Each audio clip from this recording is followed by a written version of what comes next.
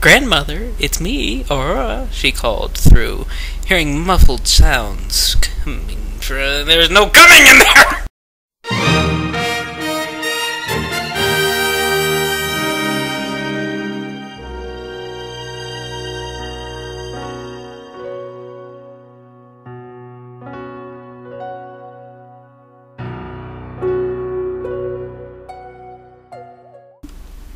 Jinx, can you see anything? She asked the Pokemon beside her, but it shook its head and the two pressed onward. The forest remained shrouded with the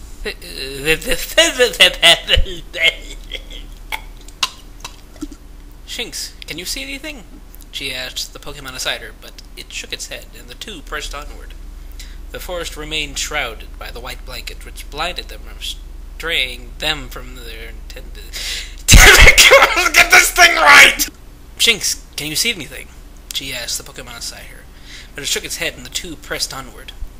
The forest remained shrouded by the white blanket, which blinded them, straying them from their intended path.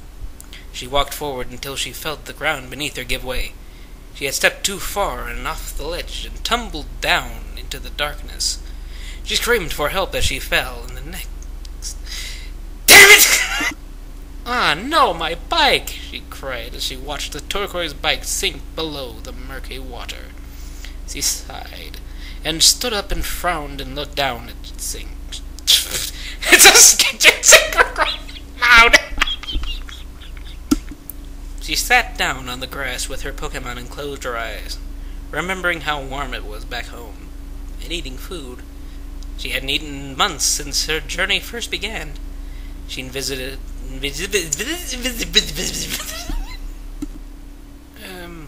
She gave a slight murmur as she put a hand on his chest. She gasped and pulled her hand back when she heard a groan coming from the boy. Slowly his ruby eyes opened and he took a glance at the world before him. The boy looked around in confusion, and then at his body and stood up, exclaiming every aspect... Exclaiming, I don't think he's saying anything to you! Aurora wasn't sure if she should be happy the stranger was talking to her, or frightened by his rather ghastly-looking appearance. His short black hair spiked to one side, and draped over his right eye. He wore a silver jacket, over an ink-black t-shirt, under which were gray... Dark gray, not gray! Aurora wasn't sure if she should be happy the stranger was talking to her, or frightened by his rather ghastly-looking appearance. His short black hair spiked to one side and draped over his right eye. He wore a silver jacket over an ink-black t-shirt, under which were dark gray cargo pants with several pockets, and a gold chain hanging out of the left side and trailing down to his flare-cut pant... Aurora wasn't sure if she should be happy the stranger was talking to her, or frightened by his rather ghastly-looking appearance. His short black hair spiked to one side and draped over his right eye. He wore a silver jacket over an ink-black t-shirt, under which were dark gray cargo pants with several pockets, and a gold chain hanging out of the left side and trailing down his flare-cut pant legs. On his hands were gold hand-cut gloves that cut off at the wrists, leaving the flesh fingers visible. A dark aura seemed to envelop his entire body as he stood in thought. No! Gotta stop! Why won't my computer stop? No! Stop going! Stop! So, who is this mysterious boy who Aurora now calls his own? Where is he going off to? And how is Aurora going to find her way out of the fog? These answers will be... questioned? These answers will be questioned. Say something! Twilight Heart, Chapter 2, Surprise Attack. Run shrinks shrinks? It's shrink wrap now! Forget the kitchen sink! Okay, before we start this nice little bit, which is probably not going to make it on the damn thing, I want to make a little shout out to Mr. Waterwind 222, and that would be watch out for plot holes! Here I am, I'm reading this thing, and I come over, she really wanted her first gym badge. When earlier, she was showing the first one, which was the Fen badge, to her grandmother. What's your damn thing, would you? Twilight Heart, Chapter 2, Surprise Attack. Aurora and Shinx trudged through the murky woods. It was nearly nightfall, and she knew the gym would be closed when she reached it. She decided to spend the night in Veilstone. Seeing as her bike sank to the bottom of the lake earlier, long journeys would be such a hard feat to do, but that is not what we're trying to say here! Eventually, they came to an empty clearing and collapsed over onto the blah. Do you understand what I'm saying, asshole? One of the mighty Anna grew tired of the constant shocks and charged at Shinx and sent it hurtling into the... I had that right, why did I keep going? One of the mighty Anna grew tired of the constant shocks and charged at Shinx and sent it hurtling into a tree trunk as it fell. You know what, Waterwind? Fell is spelled with 2 L's, not 2 E's. Feel is spelled with 2 E's, okay? One of the mighty Anna grew.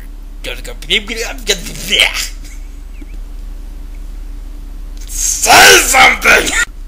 One of the mighty Anna grew tired of the constant shocks and charged at Shinx and sent it hurtling into a tree trunk as it fell back onto the grass in pain. The mighty Anna fixed their gaze back on Aurora and slowly walked closer, baring their fangs. They had played with their food long enough. As one pounced onto her and knocked her onto the... One of these days I'll get this damn paragraph right. Zone glanced out at the water, wondering what about... Come on! Zone glanced out at the water. A loud shriek broke him of his concentration. He gasped as he recognized the voice. That voice. Aurora! He screamed.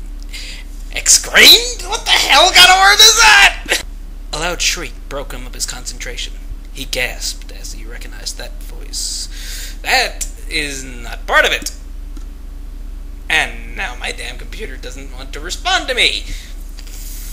You do, asshole!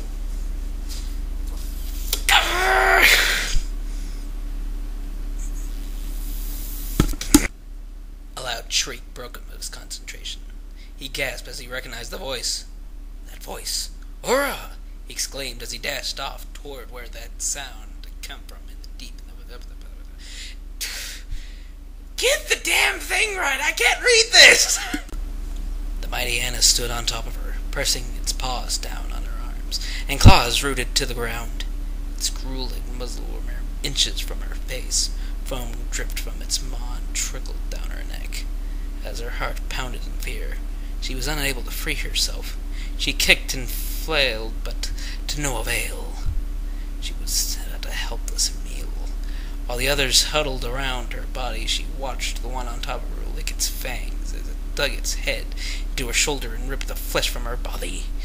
She screamed in pain as it bit down and tore part of her shirt as well, as leaving a huge gash in her shoulder. She felt dizzy. Her shoulder trickled with blood onto the grass below. I'm just now realizing how... And this is rated... What?! Zone! The Shinx exclaimed as... I'm not used to Pokemon talking, thank you very much! Zone! The Shinx exclaimed and galloped up to him. Zone turned... You spin me right round, baby, right round like the road. Zone nodded. Alright then, what are you waiting for? Show me. He sarcastically spoke. The mighty Mine Junior! Come on, guys, you're making this too easy. Where's the challenge? He laughed sarcastically. The pack leader weakly stood up and growled. That's it! Laugh it up, boy! You won't find it so funny when we tear you limb from limb! As he... That's so good too! They reappeared in front of the Balestone Medical Center. How do we went up here? Shanks asked in confusion. I'm not necessarily sure myself, but doesn't matter, he said as he entered the doors and looked for assistance. Would you please? Windows Movie Maker not responding. Asshole!